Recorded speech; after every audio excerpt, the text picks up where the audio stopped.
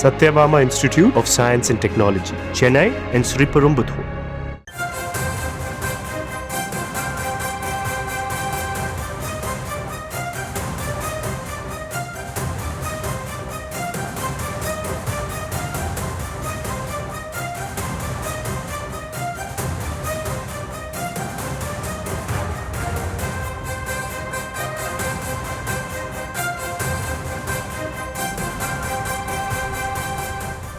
ஜாமீனை ரத்து செய்ய கோரிய மனு மீது 10 நாட்களுக்குள் பதிலளிக்க செந்தில் பாலாஜிக்கு உச்சநீதிமன்றம் அவகாசம் வழங்கி இருக்கிறது. அது குறித்த ஒரு அண்மை செய்தியை தற்போது பார்த்து வருகிறோம்.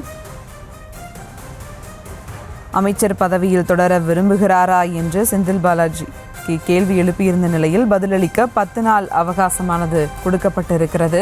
கூடுதல் விவரங்களோடு இணைகிறார் செய்தியாளர் மதியழகன். வணக்கம் மதியழகன், விவரங்கள். அமைச்சர் செந்தில் பாலாஜி வழங்கப்பட்ட ஜாமீனை ரத்து செய்யக்கூடிய வழக்கு இன்று விசாரணை கொண்டது. அப்பொழுது இந்த விவகாரத்தில் விரிவான பதில் மனு தாக்கல் செய்வதற்காக அவகாசம் வழங்க வேண்டும் என்று ஒரு செந்தில் பாலாஜி தரப்பில் கோரிக்கையானது விடுக்கப்பட்டது. அதற்கு நீதிபதிகளை பொறுத்தவரை அவர் அவகாசம் வழங்க முடியாது என்று கோரிக்கை விடுத்திருந்தனர். செந்தில் பாலாஜி தரப்பை பொறுத்தவரை இந்த விவகாரத்தில் தங்களுக்கு முறையாக நோட்டீஸ் எதுவும் பிறப்பிக்கப்படவில்லை, அதனால் பதில் மனு தாக்கல் செய்யவில்லை என்ற ஒரு வாதமானது முன்வைக்கப்பட்டிருந்தது. இதனைத் தொடர்ந்து நீதிபதிகள் இந்த விவகாரத்தில் உத்தரவு ஒன்றை பிறப்பித்திருக்கிறார்கள். அதில் தங்களுக்கு முறைப்படி எந்த விதமான நோட்டீஸும் வழங்கப்படவில்லை என்று செந்தில் பாலாஜி தரப்பு கூறுவது தங்களுக்கு மிகுந்த அதிர்ச்சி அளிப்பதாக நீதிபதிகள் தெரிவித்திருக்கிறார்கள். மேலும் இது போன்ற ஒரு வாதத்தை முன்வைக்க கூடாது என்றும் நீதிபதிகள் அந்த உத்தரவில் குறிப்பிட்டிருக்கிறார்கள்.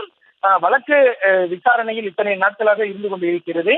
இந்த நேரத்தில் செந்தில் பாலாஜி தரப்பில் பதில் மனுவை தாக்கல் செய்து அவர்கள் பதில் மனுவை தயார் செய்து அதனை தாக்கல் செய்வதற்கு அவர்கள் தயாராக வைத்திருக்க வேண்டும் என்ற ஒரு கருத்தையும் நீதிபதிகள் தெரிவித்திருக்கிறார்கள். மேலும் செந்தில் பாலாஜி தரப்பில் நியாயமற்ற ஒரு நிலைப்பாடு எடுத்திருந்தாலும் கூட செந்தில் பாலாஜி தரப்புக்கு இந்த பதில் மனு தாக்கல் செய்வதற்காக 10 நாட்கள் அவகாசம் வழங்குவதாக நீதிபதிகள் தெரிவித்திருக்கிறார்கள். 10 நாட்களுக்குள்ளாக செந்தில் பாலாஜி தரப்பில் அந்த பதில் மனுவை தாக்கல் செய்ய வேண்டும்.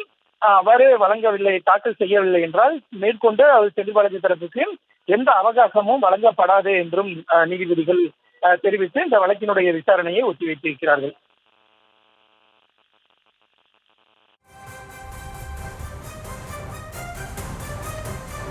கூடுதல் விவரங்களுக்கு நன்றி Mathiyazhagan. Satyabama Institute of Science and Technology, Chennai and Sriperumbudur.